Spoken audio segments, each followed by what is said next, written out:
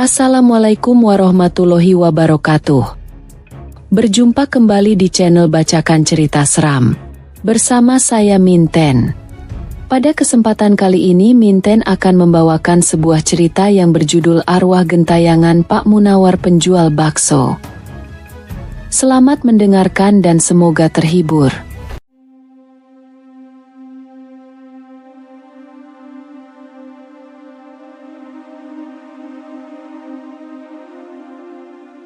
Mbak Alin tinggal di sebuah perkampungan yang padat penduduk, sebuah area yang dipenuhi dengan hiruk-pikuk aktivitas sehari-hari.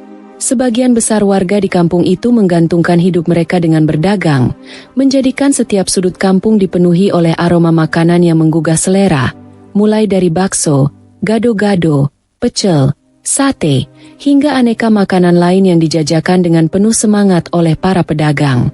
Ibu Mbak Alin sendiri merupakan seorang penjual jajanan yang selalu menjadi favorit anak-anak. Usahanya ini tidak dilakukan dengan berkeliling, melainkan cukup berjualan di depan rumah di mana para pelanggannya terutama anak-anak akan datang berbondong-bondong setiap hari. Kampung tempat Mbak Alin tinggal tidaklah besar. Hanya ada sekitar 37 rumah yang berdiri di sana membuat setiap penghuninya saling mengenal dengan baik. Kedekatan itu menciptakan ikatan solidaritas yang kuat di mana setiap orang saling menjaga dan peduli satu sama lain bagaikan sebuah keluarga besar yang hidup rukun dalam keragaman. Di antara para tetangga yang hidup berdampingan itu, ada seorang penjual bakso yang namanya sangat terkenal di kalangan warga. Pria itu dikenal dengan nama Pak Munawar. Setiap harinya, Pak Munawar membuka kios bakso di depan rumahnya lengkap dengan gerobak yang siap menyajikan bakso hangat kepada setiap pelanggannya. Keahlian Pak Munawar dalam meracik bakso membuat warungnya tidak pernah sepi pembeli. Setiap harinya orang-orang dari berbagai tempat rela mengantri hanya untuk menikmati semangkuk bakso yang terkenal lezat itu. Kesuksesan warung Pak Munawar bukanlah karena ia satu-satunya penjual bakso di kampung itu, melainkan karena rasa baksonya yang benar-benar tiada duanya. Orang-orang seringkali terkesan dengan tekstur bakso yang kenyal dan gurih, terutama bakso urat yang menjadi andalan di warungnya. Dengan jadwal buka dari pukul 9 pagi hingga 8 malam, tak jarang stok bakso sudah habis sebelum waktunya, menunjukkan betapa larisnya usaha Pak Munawar. Setiap hari Pak Munawar meracik adonan baksonya sendiri dengan penuh semangat. Ia hanya dibantu oleh satu orang asisten yang setia yang biasa dipanggil Mas Danang. Segala bahan baku dan bumbu dipersiapkan oleh Pak Munawar dengan teliti. Setiap pagi memastikan bahwa setiap mangkuk bakso yang disajikan selalu segar dan berkualitas.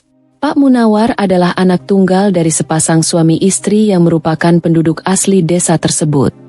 Kehidupannya pernah dipenuhi kebahagiaan ketika ia masih menjadi seorang karyawan di sebuah pabrik. Namun ketika ia di PHK, kehidupannya berubah drastis. Ia memutuskan untuk meneruskan usaha bakso milik almarhum ayahnya, yang sudah lebih dulu meninggal dunia akibat sakit. Sayangnya pernikahan Pak Munawar tidak bisa bertahan. Istrinya yang tergoda oleh harta dan status pria lain memilih untuk meminta cerai. Dengan hati yang lapang Pak Munawar merelakan istrinya pergi bersama kedua anak mereka, sementara dirinya tetap tinggal di rumah yang diwarisi dari orang tuanya. Setelah kepergian istri dan anak-anaknya, Pak Munawar hanya tinggal berdua dengan ibunya. Namun tak lama kemudian ibunya pun meninggal dunia karena penyakit yang dideritanya. Tinggallah Pak Munawar seorang diri di rumah itu merawat kenangan dan melanjutkan usaha bakso yang semakin hari semakin berkembang. Awalnya warung baksonya tidak sepopuler sekarang, namun berkat kegigihannya, usaha itu mulai dikenal dan diminati banyak orang. Setiap pagi sebelum matahari terbit, Pak Munawar akan mengayuh sepedanya ke pasar untuk membeli daging segar yang kemudian digiling sebelum diolah menjadi bakso yang nikmat. Kehidupannya memang sederhana, namun semangatnya untuk bekerja keras tidak pernah surut. Kebaikan hati Pak Munawar dikenal oleh semua tetangganya. Ia sering memberikan harga khusus kepada mereka yang membeli bakso di warungnya. Pada saat itu harga bakso sekitar Rp5.000 per mangkuk. Namun Pak Munawar seringkali memberikan potongan harga kepada tetangga-tetangganya. Bahkan dalam kehidupannya yang sederhana, Pak Munawar tetap memiliki kebiasaan berbagi santunan berupa sembako yang ia terima dari pemerintah. kerap kali dibagikan kepada tetangga yang lebih membutuhkan. Pak Munawar selalu berpikir bahwa hidup sendiri tidak memerlukan banyak hal dan dengan demikian ia merasa lebih baik berbagi dengan orang lain yang memerlukannya. Sisa dari santunan itu pun biasanya diberikan kepada Mas Danang, asisten yang selalu setia membantu di warungnya. Kebaikan Pak Munawar yang tak terhingga selalu diingat oleh para warga. Namun suatu pagi yang seharusnya biasa saja, berubah menjadi tragedi yang mengejutkan. Seperti biasa Pak Munawar mengawali harinya dengan senyuman, mengayuh sepedanya menuju pasar subuh-subuh untuk membeli bahan-bahan segar. Namun tidak lama kemudian warga sekitar dikejutkan oleh suara kegaduhan yang berasal dari kerumunan bapak-bapak di kampung. Kabar menyebar dengan cepat bahwa Pak Munawar mengalami kecelakaan. Warga bergegas menuju tempat kejadian untuk memastikan kebenaran berita tersebut. Ternyata Pak Munawar sudah dilarikan ke rumah sakit. Sementara di lokasi kejadian hanya tersisa beberapa polisi yang sedang menahan seorang sopir pikap. Sopir itulah yang menurut saksi mata tidak sengaja menabrak Pak Munawar. Ia mengklaim bahwa dari kejauhan ia melihat Pak Munawar seperti kehilangan kendali atas sepedanya dan meskipun ia sudah berusaha untuk menghindar tabrakan tidak bisa dihindari. Sopir itu untungnya kooperatif dan tidak melarikan diri. Namun nasib Pak Munawar tetap menjadi kekhawatiran utama bagi warga kampung tersebut. Kehidupan Pak Munawar yang selama ini penuh dengan kesendirian dan perjuangan, harus berakhir dengan tragis. Saat itu dia sedang dalam perjalanan menuju rumah sakit. Namun sayang, nyawanya tidak tertolong. Pak Munawar kehabisan banyak darah akibat luka parah yang dideritanya terutama di bagian kepala yang mengalami benturan serius dalam kondisi sekarat. Pak Munawar sempat mengigau memanggil-manggil nama ibunya yang telah lama tiada seolah-olah merindukan sosok yang selama ini menjadi pelipur laranya. Meskipun upaya untuk membawanya ke rumah sakit dilakukan dengan cepat, takdir berkata lain. Hanya beberapa menit sebelum tiba di rumah sakit, Pak Munawar menghembuskan napas terakhirnya. Kabar kepergiannya menyebar dengan cepat mengguncang hati banyak orang yang sebelumnya tidak percaya bahwa Pak Munawar yang sudah berhasil bertahan dari cobaan hidup setelah kehilangan ibunya harus pergi secepat itu. Banyak yang percaya bahwa saat itu arwah ibunya datang menjemputnya, membawanya ke tempat yang lebih damai. Ketika berita kematian Pak Munawar sampai ke telinga, para tetangga dan kenalan mereka merasa perlu untuk segera menghubungi keluarganya. Namun Pak Munawar hidup seorang diri tanpa ada kerabat yang diketahui. Maka beberapa warga berinisiatif menghubungi mantan istrinya, berharap dia akan menunjukkan sedikit empati meski hubungan mereka telah lama berakhir. Namun reaksi yang mereka terima jauh dari harapan. Mantan istrinya dengan dingin menolak terlibat, menganggap kematian Pak Munawar bukan lagi urusannya. Panggilan telepon yang dilakukan oleh warga bahkan langsung dimatikan dan ketika dihubungi kembali, mereka hanya mendapati nada sibuk atau panggilan yang ditolak. Tak hanya mantan istri Pak Munawar, kedua anaknya pun menunjukkan sikap yang sama. Seolah mereka tak peduli dengan apa yang terjadi pada ayah mereka. Semua ini menambah kesedihan warga yang selama ini mengenal Pak Munawar sebagai sosok yang baik dan bertanggung jawab. Banyak yang mengenang Pak Munawar sebagai suami yang setia dan penuh kasih sayang. Dalam rumah tangganya meski sering menghadapi ketidaksenangan dari sang istri, Pak Munawar selalu sabar. Dia tidak pernah sekalipun menunjukkan sikap kasar, bahkan ketika istrinya marah tanpa alasan. Yang jelas dia hanya diam dan mengikuti kehendak istrinya, berharap itu bisa meredam ketegangan. Namun kenyataannya sikap sabarnya tidak dihargai. Istrinya akhirnya berselingkuh dengan pria lain yang lebih kaya, meninggalkan Pak Munawar yang setia pada kesederhanaan hidup. Perceraian mereka terjadi bukan karena kesalahan Pak Munawar, melainkan karena istrinya yang tidak mau menjalani kehidupan yang sederhana bersama suami yang mencintainya. Ironisnya, meski setelah Pak Munawar meninggal, tidak ada sedikitpun keinginan dari mantan istri dan anak-anaknya untuk mengurus jenazahnya. Menyadari bahwa tidak ada keluarga yang akan turun tangan, warga sekitar mengambil inisiatif. Mereka bergotong royong untuk mengurus segala keperluan pemakaman Pak Munawar.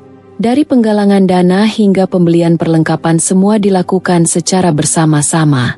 Namun di tengah persiapan itu, sebuah kabar mengejutkan datang dari pihak kepolisian. Mereka mengabarkan bahwa satu gigi depan bagian atas Pak Munawar hilang, kemungkinan terlempar akibat benturan saat kecelakaan. Meskipun polisi telah berusaha mencari gigi tersebut, tidak berhasil ditemukan. Namun warga memutuskan untuk tidak menunda pemakaman hanya karena satu gigi yang hilang. Mereka tidak ingin membuat jenazah Pak Munawar menunggu terlalu lama, sehingga proses pemakaman tetap dilanjutkan. Setelah pemakaman Pak Munawar selesai, suasana di kampung kembali seperti biasa. Rumah yang dulu ditempati Pak Munawar kini kosong dan sunyi, sementara warga mencoba melanjutkan hidup mereka dengan membawa kenangan tentang almarhum. Kepergiannya meninggalkan kesan mendalam bagi banyak orang, terutama mereka yang mengenalnya dengan baik. Bahkan beberapa penggemar bakso yang biasa dibuat oleh Pak Munawar merasa kehilangan besar. Saat warga mencoba mencari tahu lebih lanjut tentang latar belakang Pak Munawar, mereka mendapati bahwa ponselnya hanya berisi kontak tetangga-tetangganya saja tanpa ada satupun nomor kerabat yang bisa dihubungi.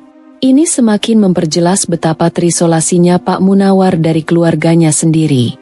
Merasa kasihan, warga sepakat untuk mengadakan acara tahlilan selama 40 hari di rumah Pak Munawar, mengenang kebaikan dan jasa-jasanya semasa hidup.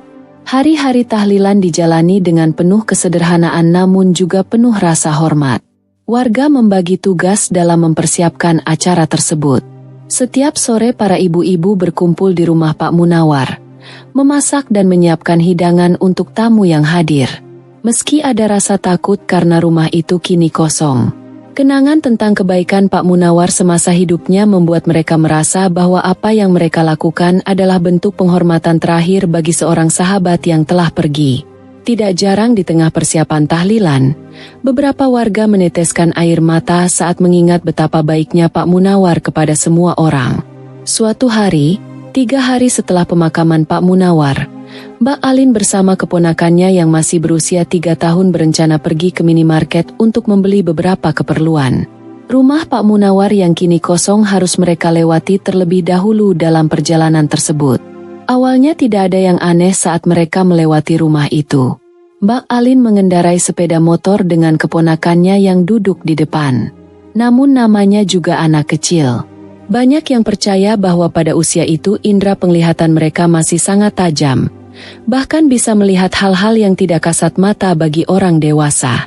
Seperti apa yang akan terjadi pada hari itu? Sesuatu yang tidak terduga akan menguji keberanian Mbak Alin dan keponakannya. Cerita ini dimulai ketika Mbak Alin dan keponakannya sedang dalam perjalanan pulang menuju rumah.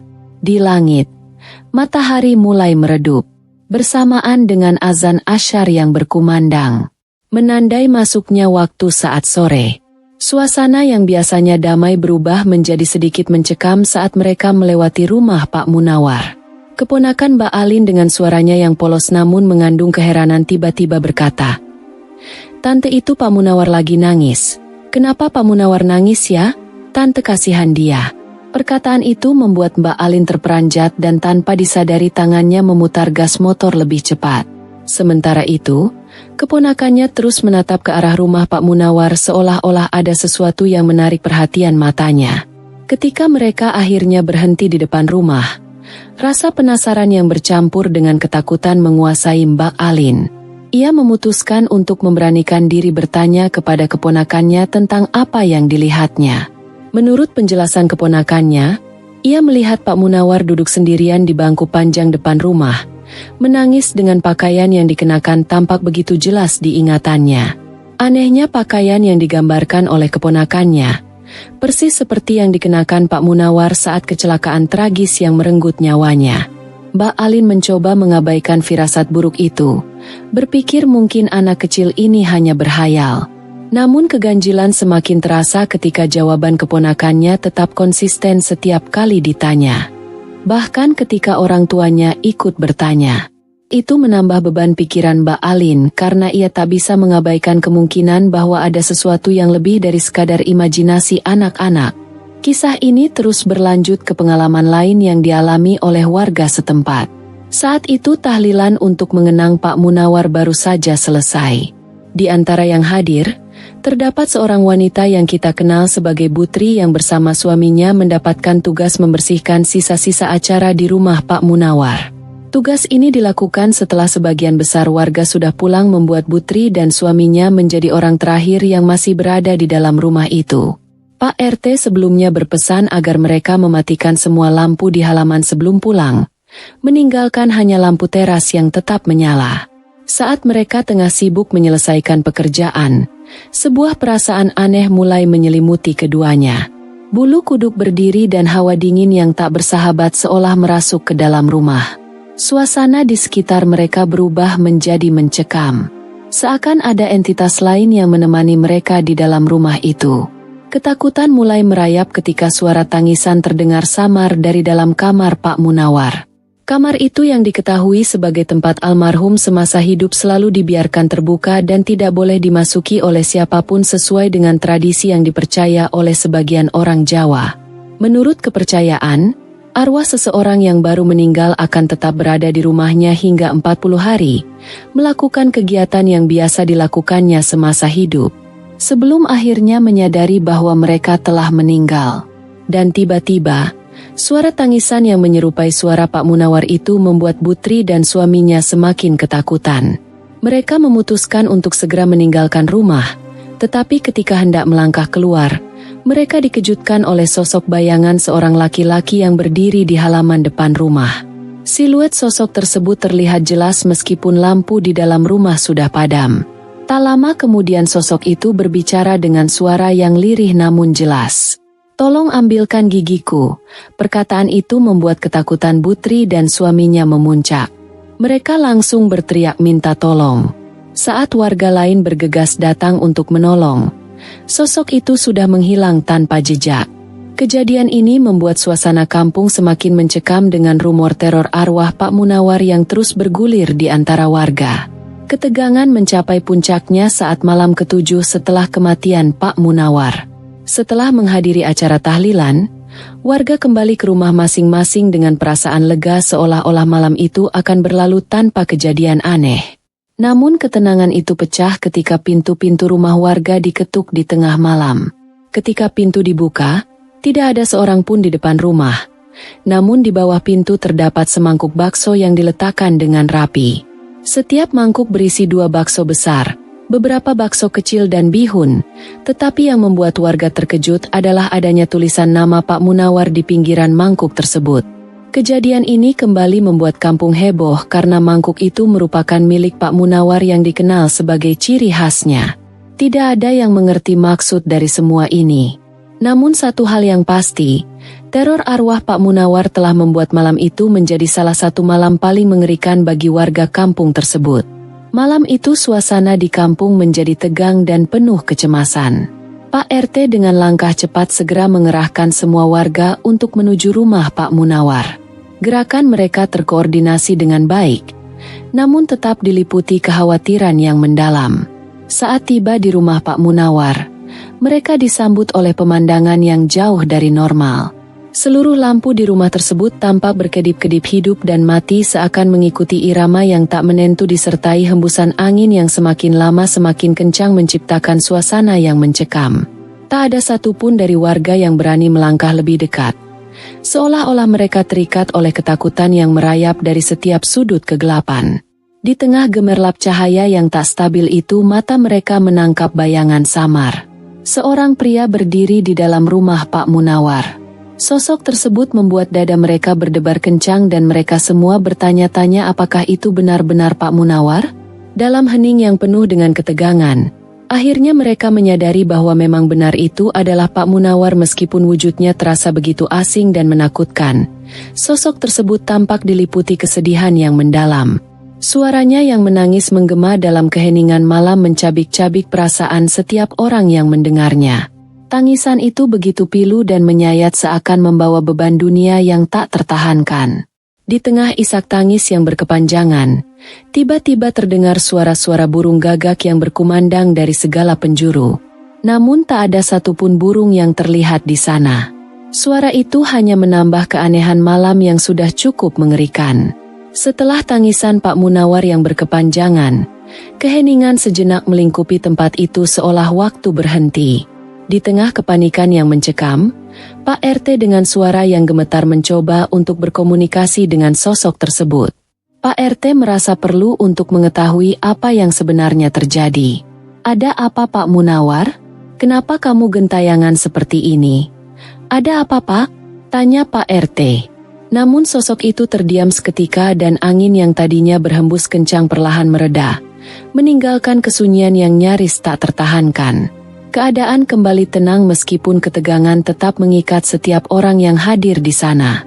Malam yang dingin itu seolah dipenuhi dengan perasaan tidak menentu. Sulit untuk dijelaskan dengan kata-kata. Apa yang mereka saksikan begitu luar biasa dan menakutkan hingga seolah-olah mereka berada di antara dunia nyata dan dunia gaib. Kemudian dengan suara yang tiba-tiba memecah kesunyian, sosok Pak Munawar berbicara. Suaranya terdengar datar, namun memancarkan permintaan yang aneh dan membuat bulu kuduk meremang. Sosok itu kemudian berkata, "Tolong ambilkan gigiku." Permintaan yang ganjil itu tentu saja membuat semua orang yang mendengar merasa bingung. Apa yang dimaksud dengan gigi? Di mana letak gigi itu? Sehingga sosok Pak Munawar sampai harus gentayangan meminta tolong untuk mengambilkannya.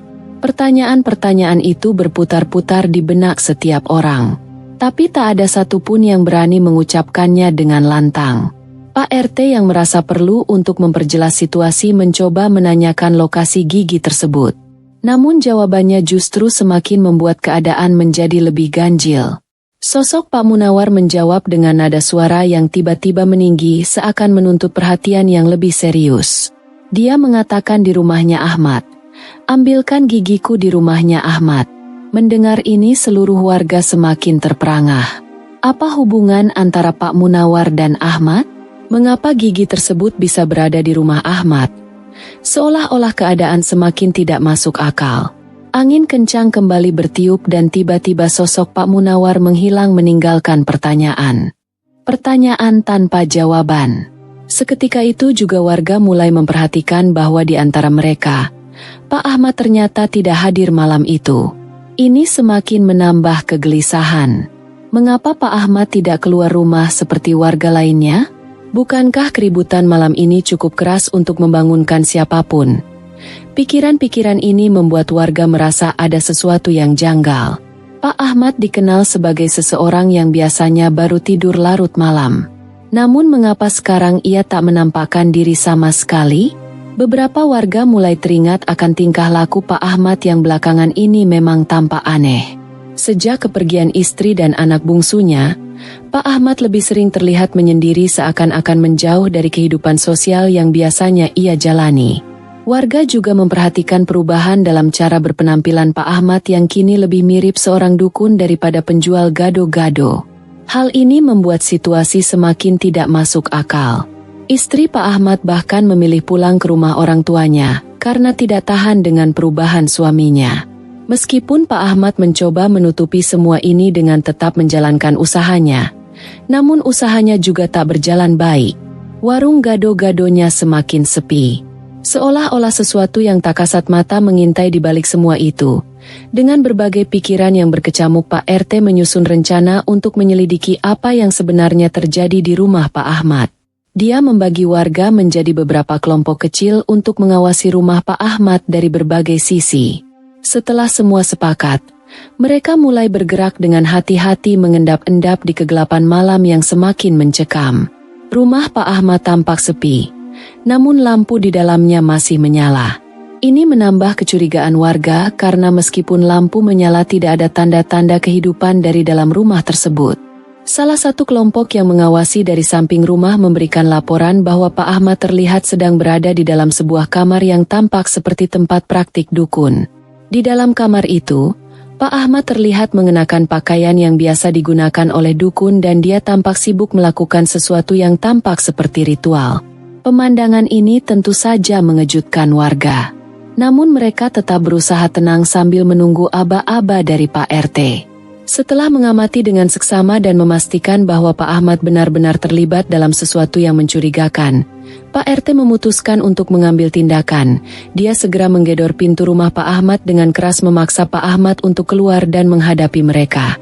Tak lama kemudian, Pak Ahmad keluar dengan wajah penuh keterkejutan. Dia tampak gelagapan mencoba memahami situasi yang tiba-tiba menimpanya.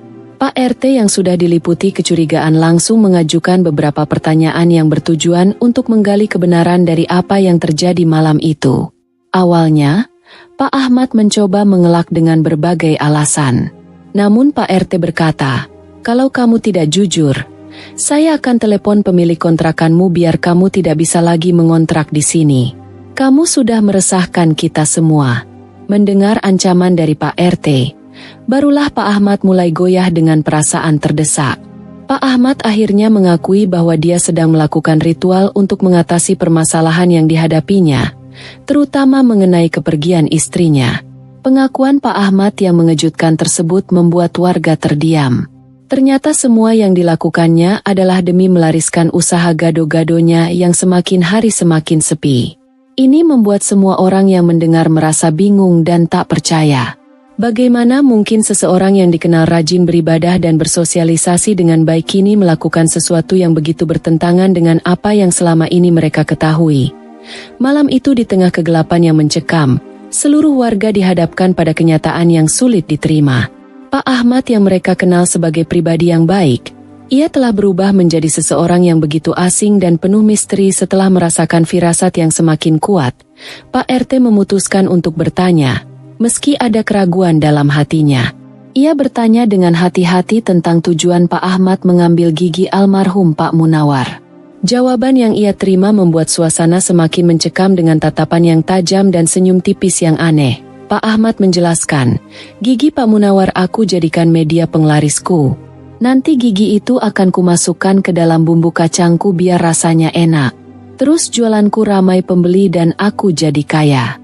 Rencana ini diakhiri dengan tawa aneh yang menggema di ruangan itu, membuat siapapun yang mendengarnya merasakan ketidaknyamanan. Pak Ahmad melanjutkan dengan menjelaskan bahwa sebenarnya malam itu adalah waktu yang tepat untuk melakukan ritualnya. Namun kehadiran Pak RT dan warga telah mengganggu persiapannya. Dalam ritual tersebut, gigi almarhum Pak Munawar akan dijadikan media penglaris.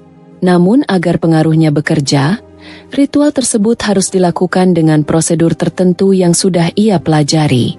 Dari mana Pak Ahmad memperoleh ilmu seperti itu masih menjadi misteri. Namun tidak diragukan lagi bahwa apa yang ia lakukan membuat amarah Pak RT hampir memuncak. Melihat kondisi yang semakin tegang, warga buru-buru menenangkan Pak RT agar tidak tersulut emosi. Warga pun merasa tak punya pilihan selain masuk ke ruangan ritual Pak Ahmad untuk mencegahnya melanjutkan rencana yang mengerikan itu. Di dalam ruangan tersebut, mereka menemukan sebuah gigi yang masih menempel dengan darah kering di atas sebuah mangkuk tanah liat. Besar kemungkinan bahwa itu adalah gigi almarhum Pak Munawar. Dengan cepat warga membungkus gigi tersebut dengan kain dan mengamankannya agar tidak lagi disalahgunakan. Ketika warga bertanya kepada Pak Ahmad tentang asal-usul gigi itu, ia mengaku menemukannya di jalan berlumpur, yang tidak jauh dari lokasi tempat tubuh Pak Munawar tergeletak. Lebih mengejutkan lagi, Pak Ahmad menyebutkan bahwa saat ia mengambil gigi tersebut, almarhum Pak Munawar masih dalam kondisi sakaratul maut dan sempat menyaksikan aksinya dengan mata kepalanya sendiri. Meski menyadari kondisi genting itu, Pak Ahmad tetap memilih untuk pulang tanpa memberikan pertolongan, beralasan bahwa ia tidak sanggup berbuat apa-apa. Awalnya Pak Ahmad menolak saat warga ingin mengambil gigi itu darinya. Tetapi ancaman tegas dari Pak RT dan warga yang siap melaporkannya ke polisi membuatnya tak berdaya. Ritual yang telah direncanakannya dengan susah payah akhirnya dibatalkan malam itu juga. Setelah insiden tersebut, Pak RT bersama warga sepakat untuk mengembalikan gigi almarhum ke makamnya. Malam itu mereka berbondong-bondong menuju makam Pak Munawar dengan membawa gigi tersebut. Di hadapan makam yang sunyi, Pak RT mewakili seluruh warga berkata, "Pak Munawar, ini gigimu, sudah dikembalikan oleh Pak Ahmad." "Sudah ya Mas, semoga tenang di sana." Kami tidak akan melupakanmu. Maafkan atas sikapnya Pak Ahmad ya Mas. Doa dan harapan itu diiringi dengan lantunan surat Yasin yang dibacakan bersama, menciptakan suasana hening dan penuh keheningan sebelum mereka pulang ke rumah masing-masing. Keesokan harinya, kabar mencengangkan datang dari rumah Pak Ahmad. Warga menemukan pintu rumahnya terbuka lebar. Namun ketika diperiksa lebih lanjut, Pak Ahmad tidak berada di dalam. Meskipun barang-barang dan gerobaknya masih ada di tempat, keberadaan Pak Ahmad menjadi misteri. Warga menduga mungkin ia pergi menemui istrinya. Namun ketika ditanya, istrinya pun kebingungan dan tidak tahu menahu tentang kemana suaminya pergi. Bahkan kedua anaknya juga tidak mengetahui keberadaan ayah mereka. Setelah melakukan pencarian tanpa hasil, warga bersama istri Pak Ahmad memutuskan untuk melaporkan kasus orang hilang ini ke pihak berwenang.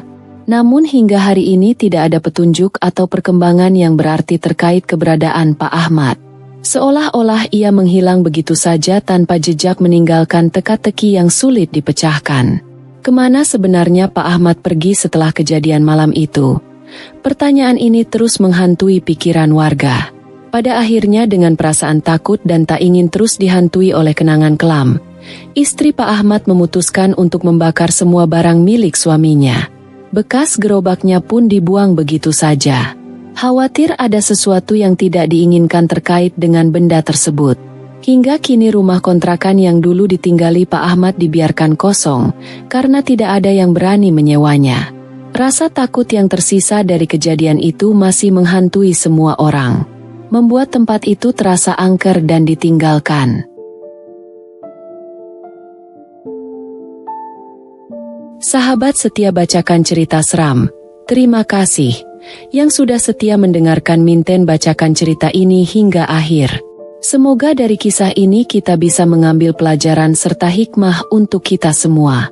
Jangan lupa klik tombol like, komen, share serta subscribe channel Bacakan Cerita Seram. Terima kasih dan sampai jumpa. Wassalamualaikum warahmatullahi wabarakatuh.